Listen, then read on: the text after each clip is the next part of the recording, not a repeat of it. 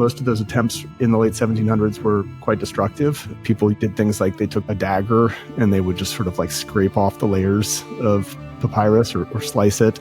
Just amazing to think how much human brain power had to come together to make this thing remotely possible. And if it didn't work, people would say, like, of course it didn't work. This was like an insane idea. And people have been trying for hundreds of years to open these scrolls, and you had horrible hubris by getting involved at all. People look as far back into the past as they want to look into the future.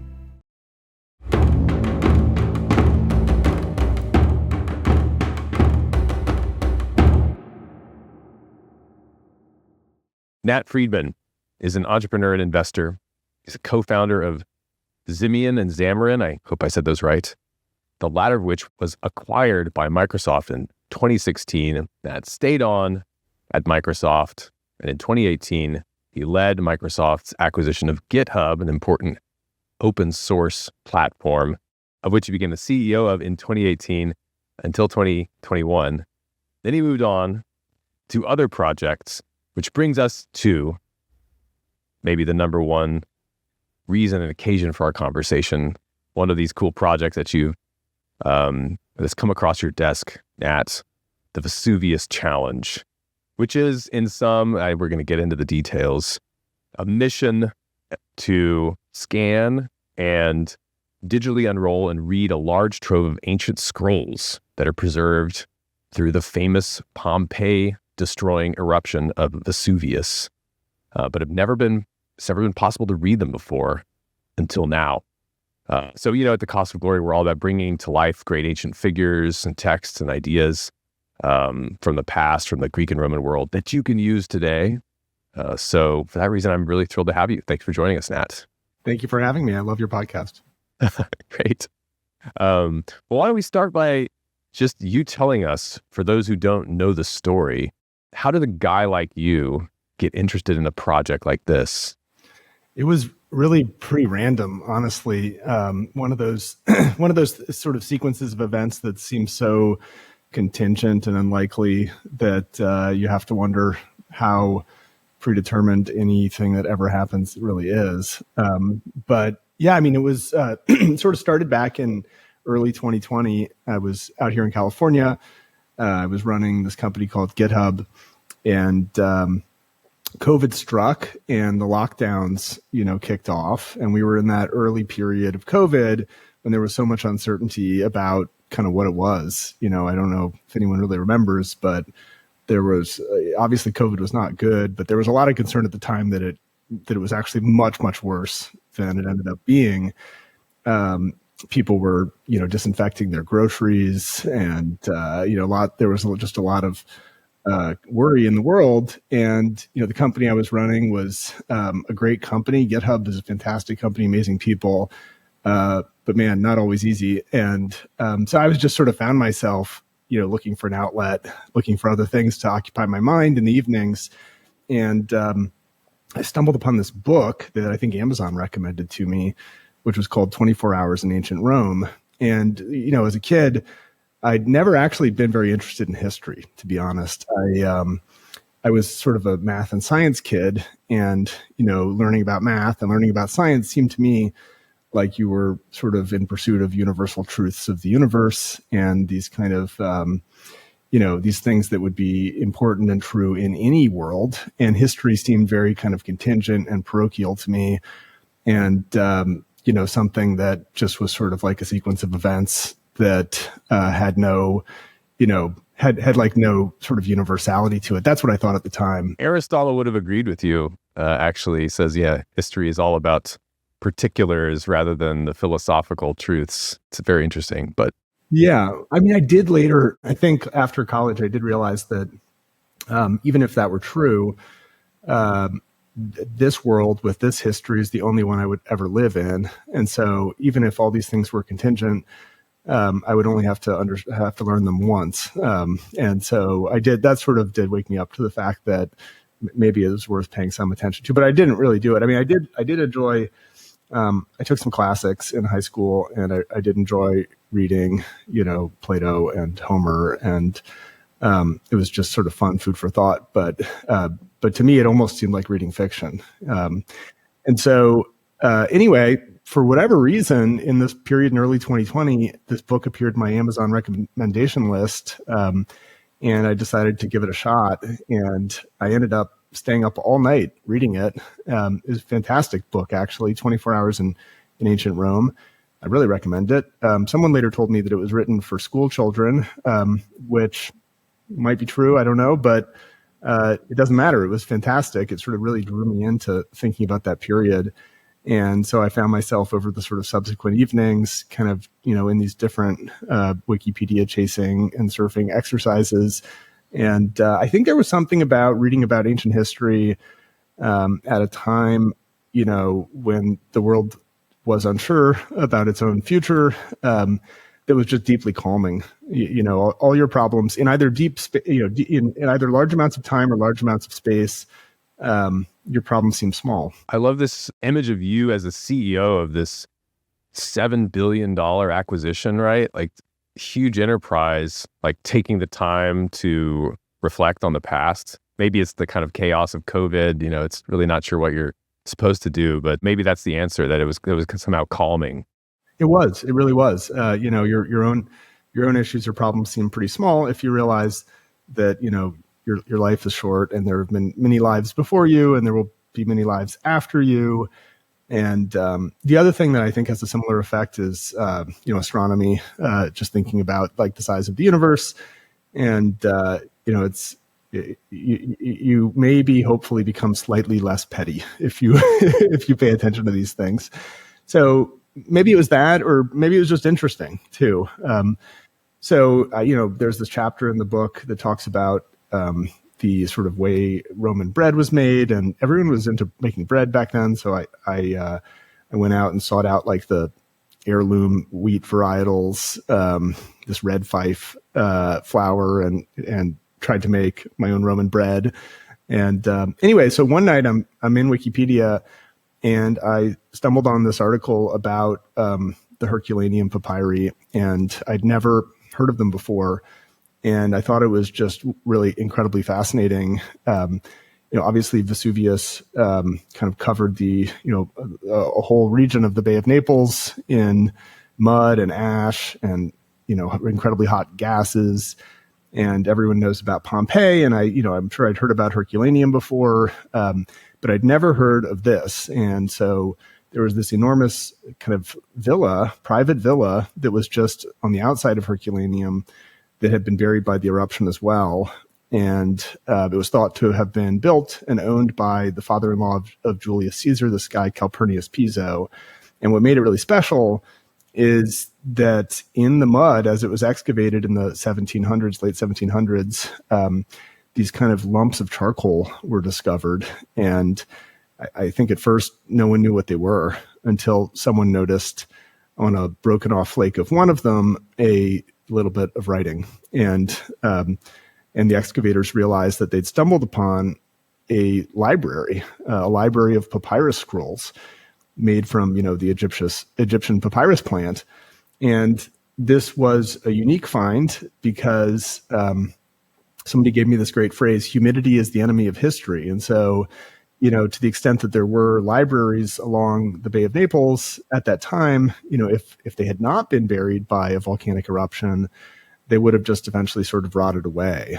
And so therefore we have really almost no intact, books or works of writing from that period, unless they were copied by, a cascade of monks through the Middle Ages and preserved through copying.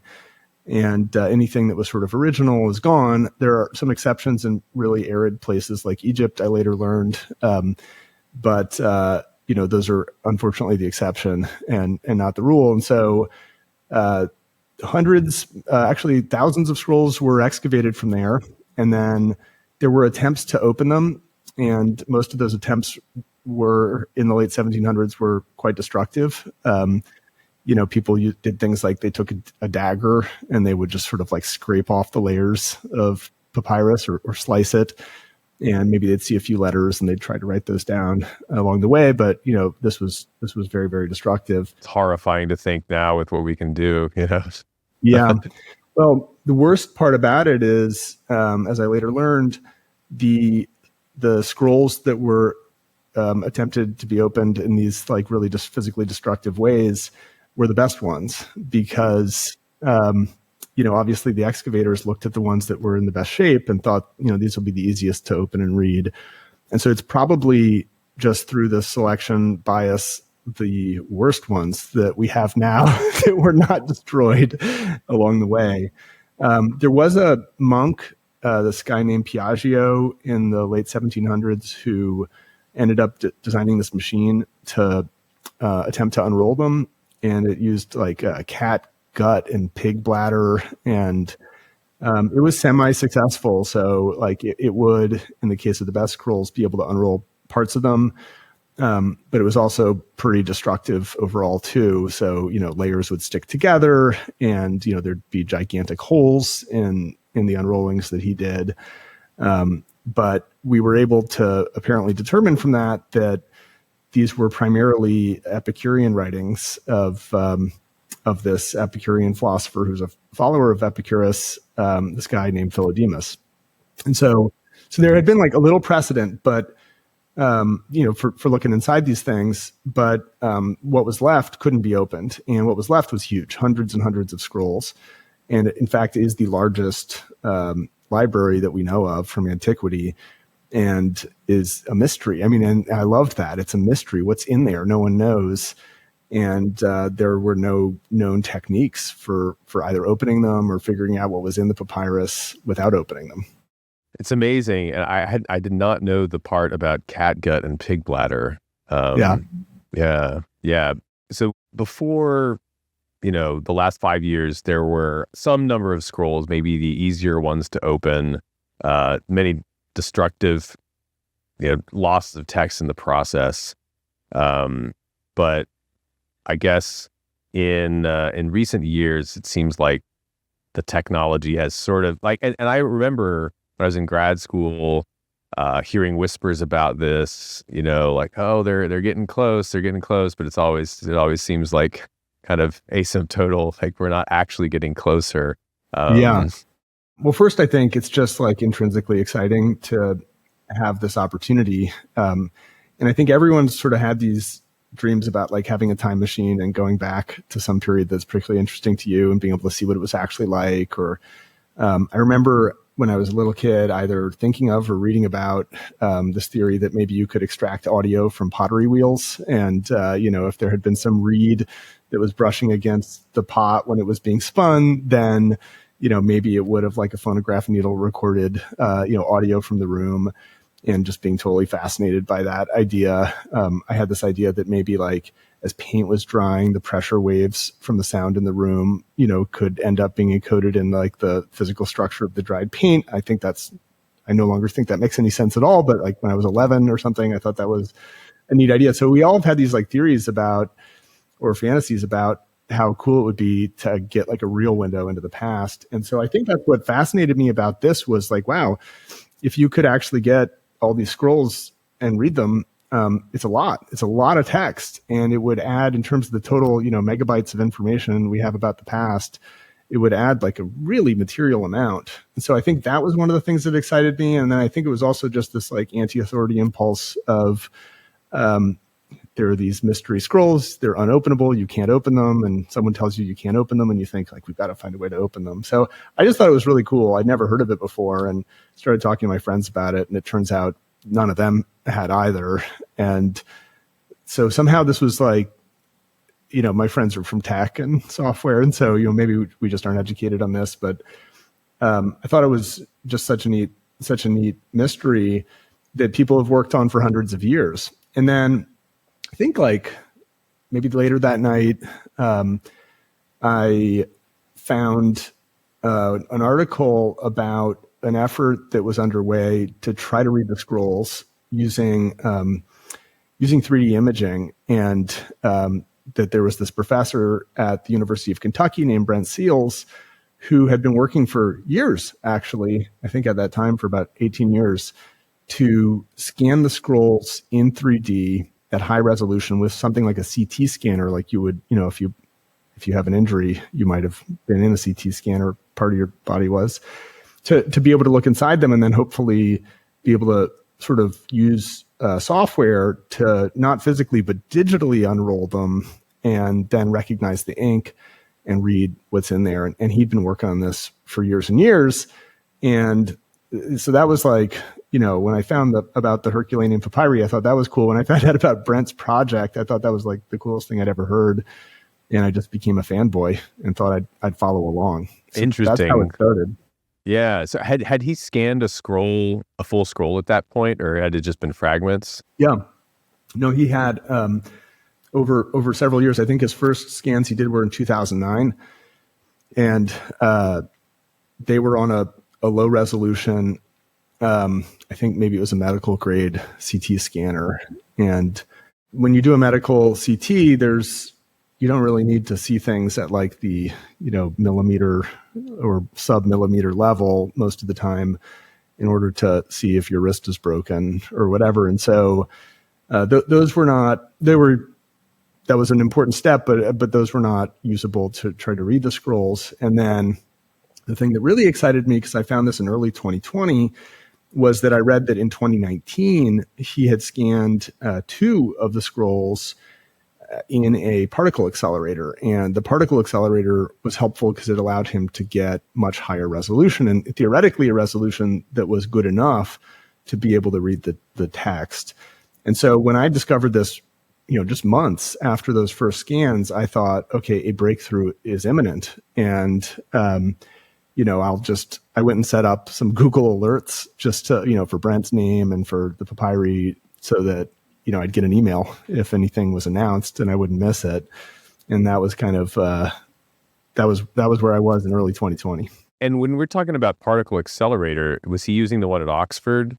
Yeah. So it's a synchrotron at Oxford, near Oxford, called the Diamond Light Source. And, the thing you get with a particle accelerator that's helpful is it's really bright.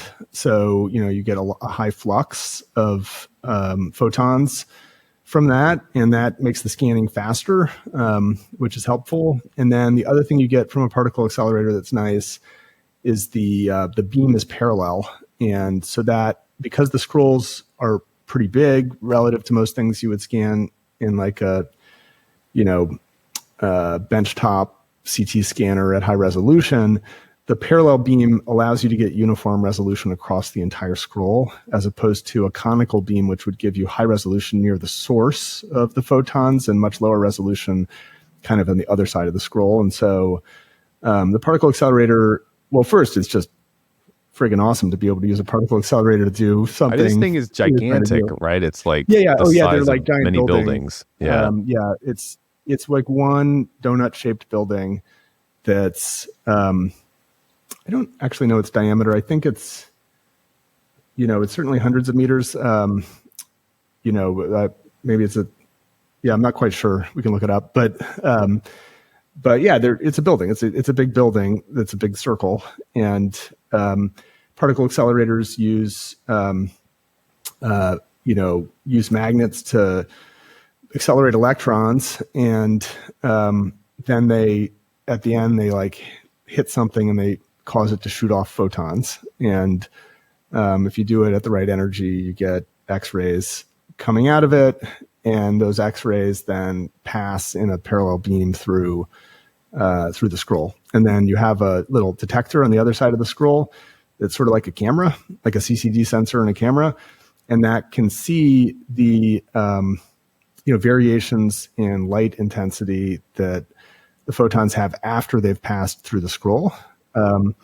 And so then what you do is you kind of shoot a bunch of those and you spin the scroll in place. You just sort of slowly rotate it.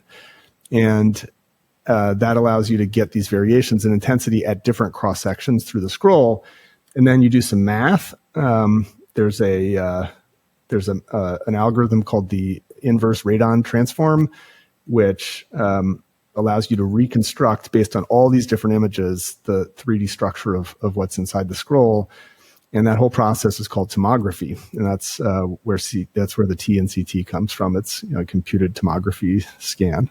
Yeah, it's I love the technical explanation that you do it so simply and well. It's just amazing to think how much human brain power had to come together to make this thing remotely possible, and yet it is possible. And as you said in a tweet a while back, how would the ancient Romans feel if they knew that 2,000 years later we would be using particle accelerators and supercomputers to read their words, preserve them for eternity, and whisper them into the ear of a baby god? Yeah. Yeah, I mean, they might be horrified by everything about us, actually. But there's probably, I mean, you would know a lot better than me, but it seems to me from listening to your podcast and reading a little bit that, the ancients were pretty concerned about posterity and, legacy. And so maybe the idea that we're working incredibly hard to resurrect their words and then, preserve them on the internet and maybe put them into AIs. Maybe they'd like that. I don't know. I'd certainly find it interesting. Yeah, I think it's very much in the spirit of antiquity. People look at, they say, oh, well, Plato has already had this classical culture. They've had Homer for 300 years. Homer himself is already classical. He's speaking this language that is very old and archaic, and there's a kind of like deep desire to preserve this and to pass it on. And immortality, the bard is kind of like the vector of immortality for these heroes. And I always think that, people look as far back into the past as they want to look into the future. So, yeah, there is something really kind of like classical and frontier spirit, I think, about bringing this stuff to life. Yeah.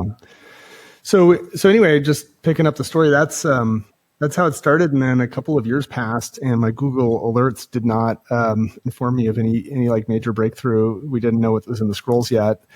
And I had this sort of excuse, which was that my friends and I organized these kind of get-togethers occasionally in California, small groups of people who get together to kind of share what they're working on, interesting projects. And we use it as a way to just try to invite folks who are doing cool things and whatever kind of we think is fascinating that's out there in the world. And I thought, gosh, I should really invite the scroll guy, Brent, and he can talk about his projects. I know none of my friends know about this, and I think everyone will find it as fascinating as I do. And so I reached out to Brent and invited him to come out to California for a weekend and, spend it with us and chat about what he was doing.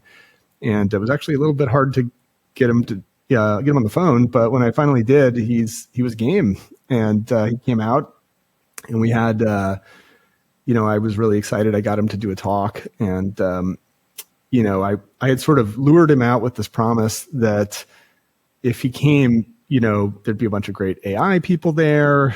Maybe they would get excited about the project and want to help or have some ideas that could be useful for him. And, there were some successful, tech founders there. And, I knew his project was funded, but, relatively small team and maybe somebody would get inspired and write him a check or something like that. And so that was sort of my the bait that I used to get to meet him. I was just starstruck and thought he was doing this cool thing. But the weekend passed, and though it was a lot of fun, nobody else was as excited as I was. I was totally scroll pilled by the end, but somehow it hadn't worked on anyone else. And so then I basically just felt bad because I'd invited Brent out and sort of, promised something would happen and nothing had happened. And so before he left, we got together, and I'm just trying to kind of salvage his trip. And so out of embarrassment, basically, I suggested to him, like, why don't we, work together and we could launch a contest and try to get people on the internet who are smart to work on this, because it seems like once you have the scans, which, he had done, it's quote unquote just a software problem, and someone who's working from their laptop anywhere in the world might be able to make some progress and contribute to this and get it done faster. And I was, partly aware that as an academic who'd been working on this for almost 20 years, Brent might not be open to that because academics want to finish their work and receive credit. But I think Brent's a really unique person, and I think he was probably also getting impatient and was just like wanted to figure this out. And so he said yes. And I got excited, and I promised I'd chip in the prize money. I offered to put up $100,000 or $125,000. And then my friend Daniel Gross, who was with me, said he'd match that. So we had, a handshake with Brent and $250,000. And, I drove home pretty excited about this. But then it pretty quickly dawned on me what like a huge project this was going to be. I mean, the scans are big. The techniques are complicated. There's a lot of things you need to know to make any progress on this at all. It's not like a simple math puzzle or something like that. There's how the scanning works, how the tomography works, the, file format of the scans, the tools that need to be used to unroll the scroll, some of which Brent's team had already built that were, instrumental. They had made enough progress that I was confident enough that this could work. It might work. But there was just a lot that hadn't been done yet. No one had yet found a single letter inside of a scroll. And there were lots of technical challenges in even identifying the ink. And I should probably say something about that. So interestingly, if you get an X-ray of your arm or something like that, it's pretty easy to see where the bones are because they're denser than the other tissues in your arm. And so usually on an X-ray, they show up as white, and then your other tissues are darker. And so that's what you would hope for the scrolls, is that you sort of scan them and the letters show up, like bones, like they show up, white against a dark background. There'd be some contrast. But unfortunately, as it happens, the scrolls in Herculaneum were written using a carbon-based ink, and then on papyrus, which itself is also carbon-based. And so the radio contrast of those things was nil, basically. So when you scan one of these scrolls, you see no letters, you see no ink in X-ray, that you don't see it at all. One scholar described it to me as like the stuff that collects at the bottom of your lamp.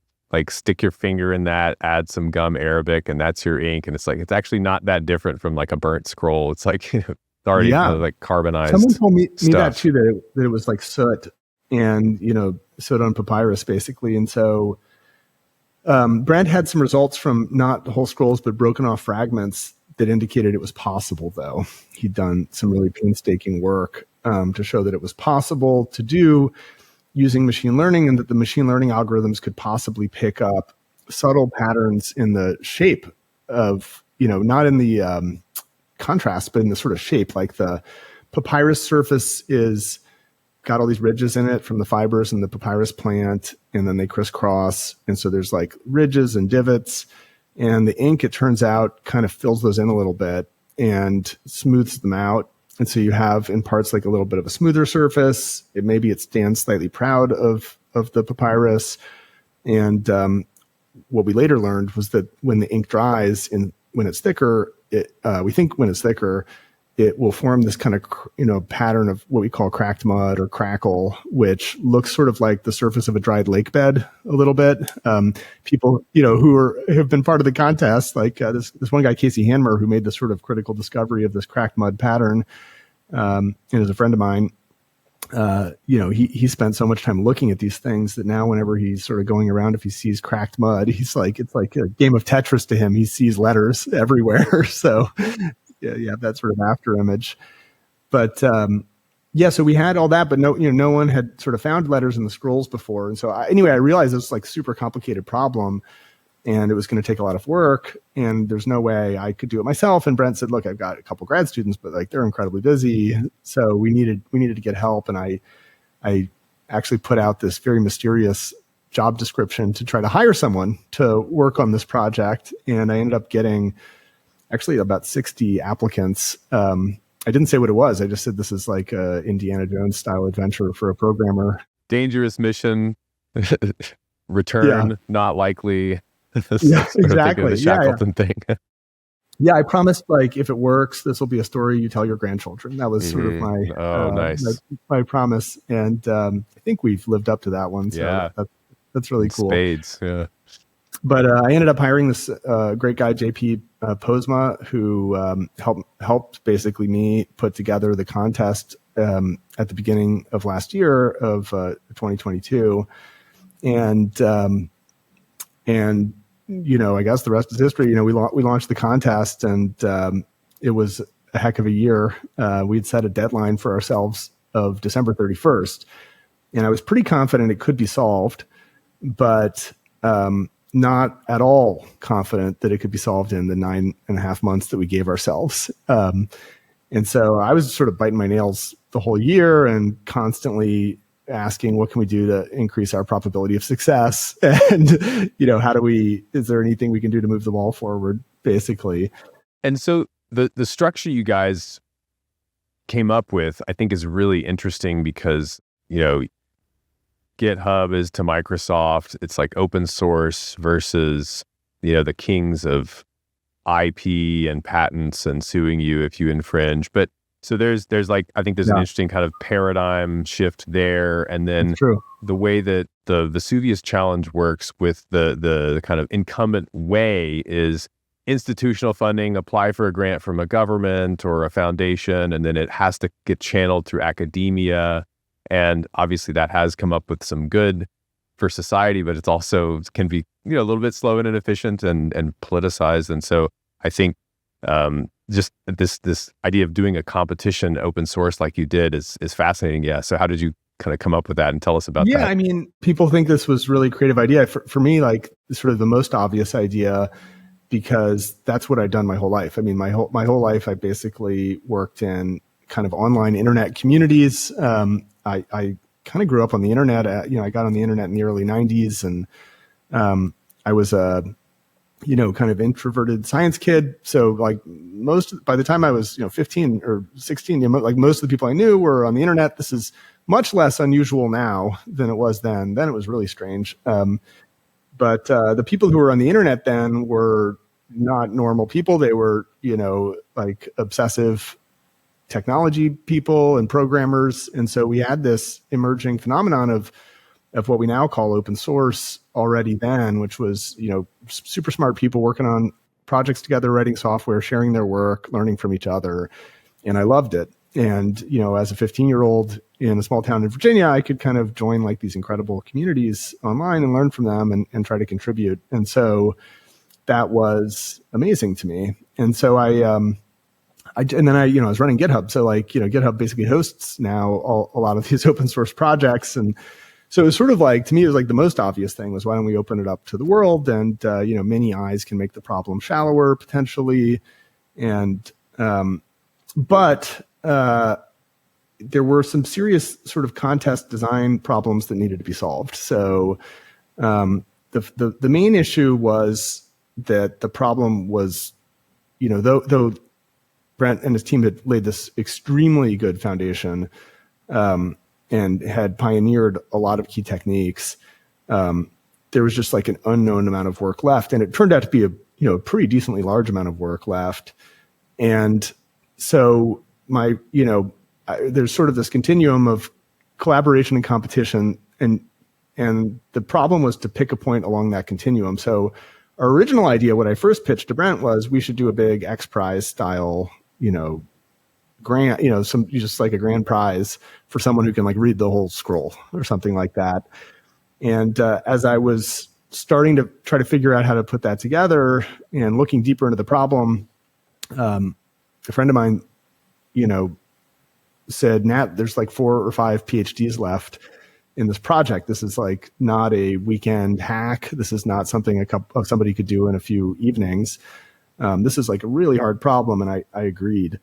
And so the concern there with doing a grand prize, and only a grand prize for people working on this part-time, is that, like let's say there's 10 teams and each of them makes, a little bit of progress. Maybe they get 5% or 7% or 15% of the way there. If that's all you do, you're probably going to give up. You're going to feel like your chances of winning are low. And in the case where this is just a contest, you have like no incentive to share your little bits of progress with anyone else. And so we decided that actually, first I went looking for a solution to this problem. And I ended up calling the folks at X Prize and talking to people at other kind of online contests, distributed contests, to try to find an answer. And basically I couldn't find that anyone had solved this. I mean, it's possible that I missed some antecedent for this, which where someone had already come up with this solution, but we ended up just sort of banging our heads against it and then struck upon this idea, which was to basically have two systems of prizes. One would be this gigantic, charismatic grand prize for doing something amazing and, cracking the problem seriously. And we knew that a grand prize would just excite people. It would have prestige. If you won it, you'd get famous. And if we put big a lot of check money on the stage, and big check, exactly, yeah.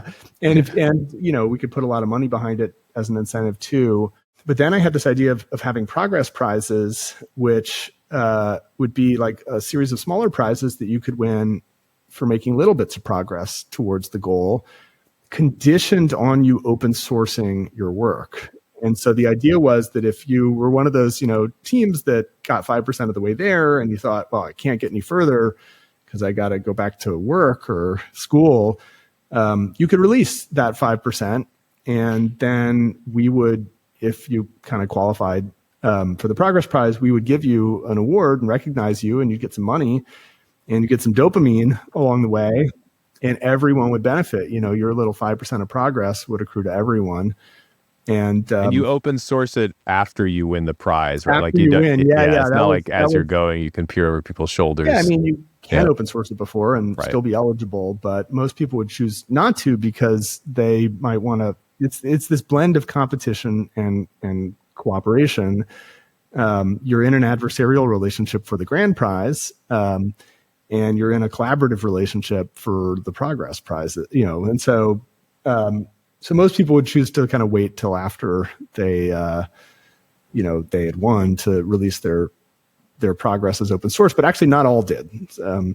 So that was the design, and we hoped it would work, and it turned out to work much better than we expected. It was incredibly powerful as a kind of mechanism design for creating this community and creating a ton of progress that I think happened much faster than it would have otherwise. The alternative might have been to have like an enormous grand prize. Like if there was like a $20 million grand prize or something like that, that might have worked, but we didn't have that kind of money. So that was like not an option for us. The other challenge we had is that a lot of the talent, the new skills that were needed to work on this are also the same skills that are needed to work on AI. And AI is having this gold rush right now. And so, with our little archaeology project, we were competing with, vast riches and commercial success that all these other people could go chase for themselves as well.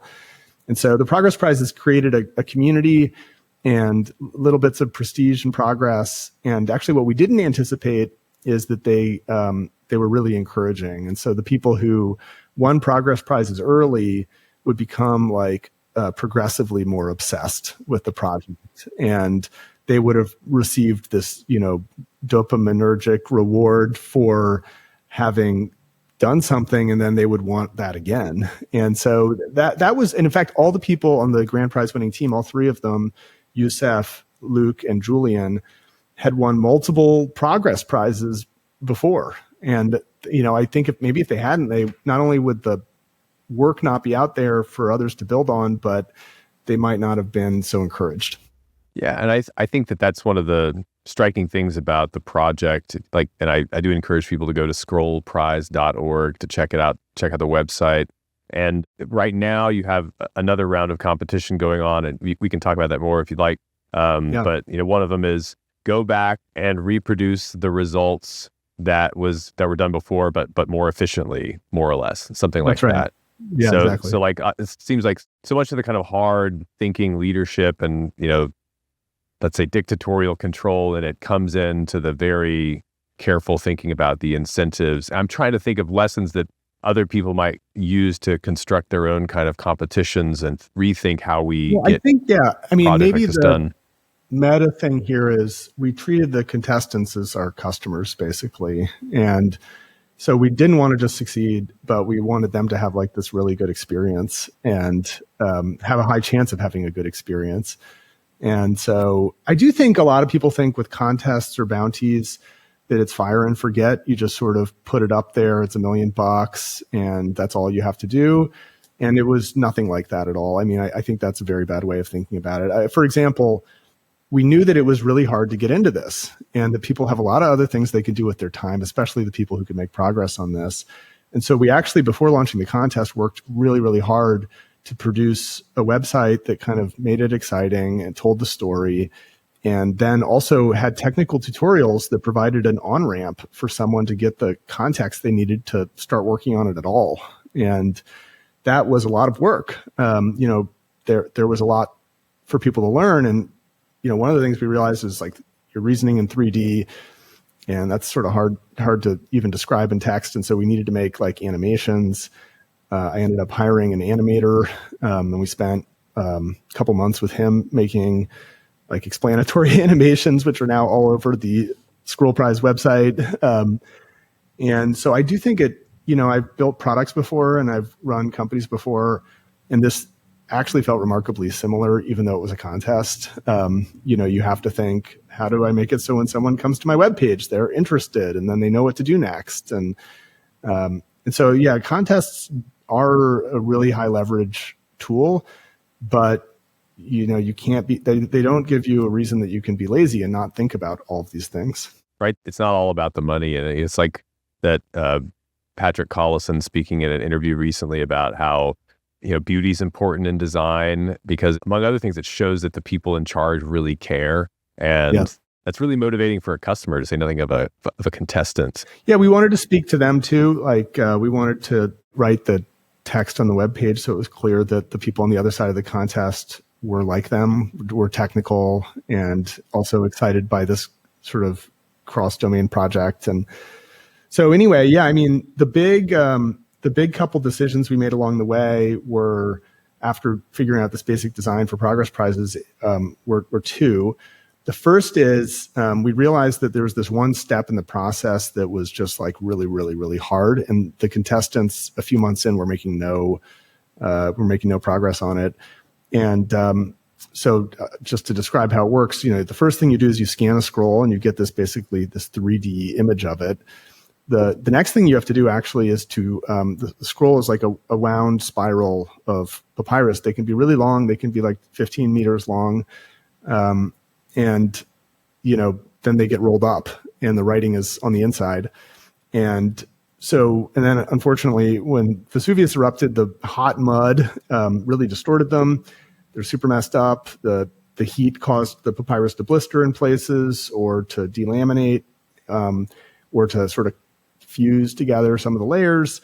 And then they got bent as well. And so it's not like this perfect spiral that you can just easily unroll the software. What we have to do instead is to like trace the surface of the papyrus inside the scroll. And unfortunately, we don't have good algorithms for doing that yet. And so that process ended up being really, really manual. There are some tools that Brent's team had built before, this guy, Seth Parker, and those were a good start. But those tools also needed to be greatly improved. And so what we ended up doing basically was, and this was a controversial decision inside the team when we did it, is we ended up hiring a team of people full time to just trace papyrus all day on these giant monitors. Yeah. And this is the segmentation, right? Yeah, the term we use for this is segmentation. And this was sort of like, it's not in the spirit of a contest, right? Like, wait, hold on a second. You're supposed to be the referee. Now you're running out on the field and kicking the ball a little bit. Like, what are you doing? But I was just desperate to make sure we were successful by the deadline. And this seemed like essential. It was just not going to happen otherwise. And it turned out to be really, really important. And we ended up spending actually a lot of money on this, hundreds of thousands of dollars on paying people to do this meticulous work. We hired 15 people initially. It turned out to be so difficult to do that really most of them were not good at it. And we ended up with a full-time 3-person team of segmenters who were awesome. And, David and Ben and Conrad. And they worked, till their eyes hurt, honestly, on this. We were in a race because we knew in order to meet the grand prize threshold, we needed a certain amount of papyrus segmented quickly. And so that was sort of one key thing. And then the other key thing we decided was that we had this grand prize, which was for finding 4 passages inside of a scroll of sufficient length, which we picked 140 characters as that length. And then we realized that was a pretty high bar. We needed some intermediate milestone. And so we decided to have the first letters prize for finding the first 10 letters inside the scroll in a certain, 4 square centimeter region. And I think that was early summer when we put that kind of progress prize out there. And that was critical. I mean, that's when the whole sort of avalanche started to run, essentially, because the first thing that happened was that Casey Hanmer found this cracked mud pattern, and he found a couple of letters. He didn't find 10, but he found a couple of letters in the scroll, and he decided to share that with the community, and that kicked off a race. And he found those letters by looking just manually with his own eyes. He called it direct persistent inspection, just looking at it a lot in the x-rays.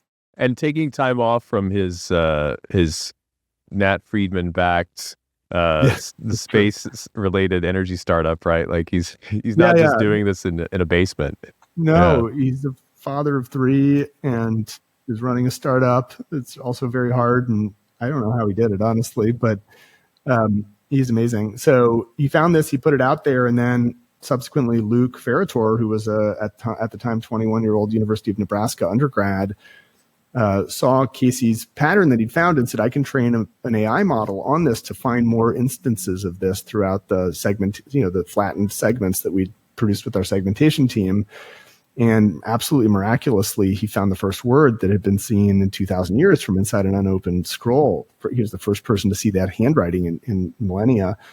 And then even more, incredibly, it was like a cool word. It was this word perforus, which I hope I'm saying it right. But close enough. It means, okay, thanks. It means purple. Yeah. And, it could have been like a super normal word, like although or something, but it was purple, and that was so mysterious to us. And so that was the first word that was found. The color of royalty. Yeah, exactly. So we're gonna have Dr. Brent Seals on here in a little while on the show. So everybody stay tuned, coming soon. But so we want to get more into the technical details, but we could zoom out a little bit. One of the things that I think is so exciting about this project is kind of this meeting of humanities and great knowledge from the past, but like activated with a whole lot of high agency determined people. Dr. Seals, very determined person. I mean, he's been working on this for 20 years. Yourself and Daniel and all the people on the prize team, I think of what Paul Graham says about, being relentlessly resourceful as like a key for a startup founder. I wonder if this is kind of like, a project like this just has to filter for that kind of person and kind of train that in them, which to me is just this classical spirit of competition that you see in the Olympic Games. So if I could ask, what are some of the... Because when I think of the great men that we study on the Cost of Glory podcast, somebody like Julius Caesar, okay, he's very ambitious, but he's also interested in technical matters. He rewrites the calendar. He's a great, kind of field engineer in warfare. He's a poet. He's a writer. He's this kind of Renaissance man in a lot of ways. And it's like Andrew Roberts was saying on a show recently, like Napoleon would have been a tech founder today. I think you'd probably say the same thing about Julius Caesar. What are some of the qualities that you would like to see this project inspire in people today that you'd like more of? That's a good question. Yeah, it would be great if more people did crazy projects that might fail.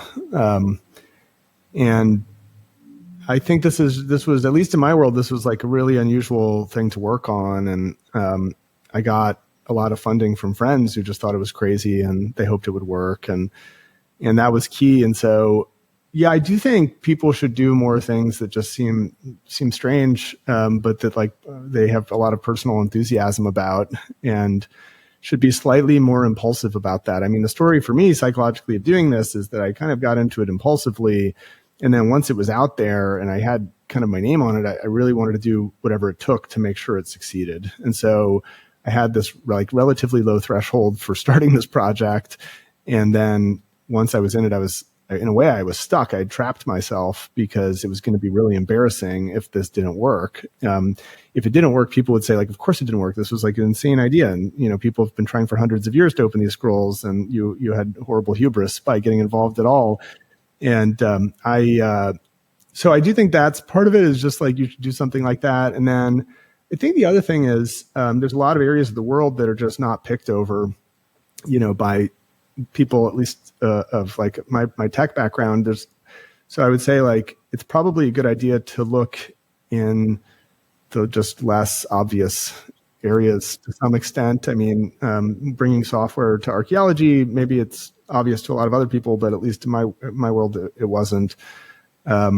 And so I think that's, there's $100 bills lying on the sidewalk there. And then, just do whatever it takes. Do whatever it takes and do it quickly. I think that's really important too. So, but yeah, I hope like this will be good if it inspires other people to do more crazy projects, not because, you can tell like this story of super high impact, the kind of classic thing for a tech founder to work on, after they have a slight amount of free time, is something in health, cure diseases, et cetera. I think that's very important, obviously, but I would like to see more kind of surprising projects from people, and things that are slightly stranger and only make sense in retrospect. I think that's what you want to do. You want to do things that make sense in retrospect, whether or not they make sense at the time. And the ones that make sense at the time don't always make sense in retrospect. And so that would be if this is inspiring to people, from my world, I hope it inspires them in that way to do something that seems like strange, doesn't make sense now, but if it works, will make a lot of sense in retrospect. This project could unearth another renaissance worth of ancient texts. Do you think people will be more or less receptive to such a discovery than they were in the Renaissance today? I don't know. I think I don't really know exactly. I guess they were pretty receptive during the Renaissance. Maybe we overestimated with the rosy colored lenses looking back at the past. Yeah. My guess is they'll be slightly less receptive now, just because we have so many sources of new information every day. And there is a sense of freshness from a lot of that information, on Twitter or whatever. And so we're not as bored, is my guess, as we might have been in a lower information era.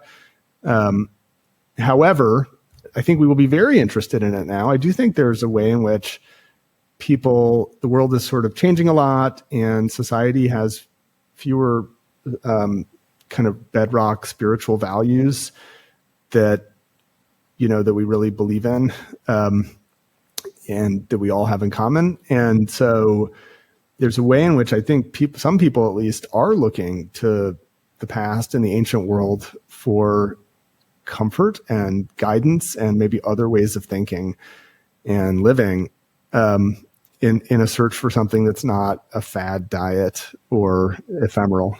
Yeah, and so many of these texts that we've already discovered really deal with some of the hardest questions of life. One of the best passages of Philodemus is on how do you like meditate more on death so you live a better life. And so when death comes, and he's living this period where everybody important is dying violently. Actually, Julius Caesar dies violently. Pompey dies violently. Cicero dies violently. All these guys in the period that, are Philodemus's peers, his clients.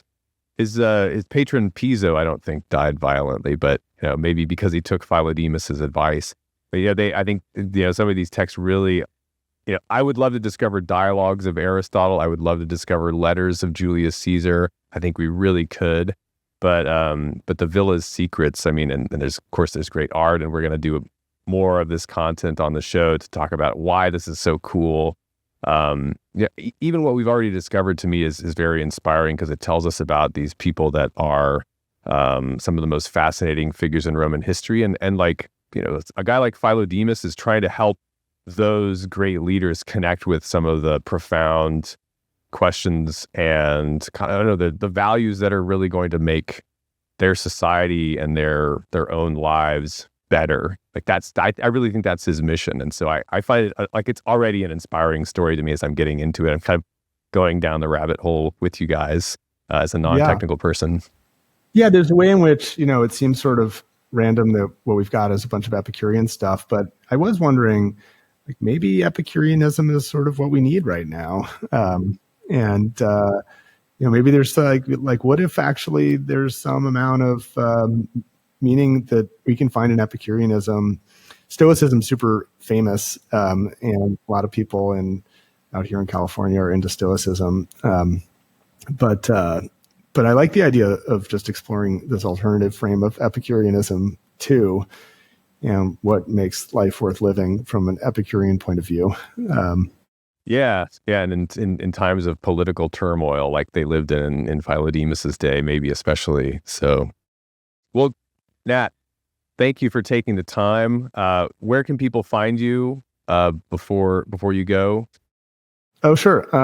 Well, you can read more about the Vesuvius Challenge at scrollprize.org. Right. We've read 5% of one scroll. We have hundreds of full scrolls left to read, and we're working really hard on doing that. And I hope we do uncover a dialogue of Aristotle or a new history or something, incredible. But whatever happens, it'll be great. And then, where do you find me? My website is nat.org, and so you can just read a little bit more about me there, or I'm on Twitter as Nat Friedman. Great. Well, thanks again. We'll see you soon. Thank you for having me.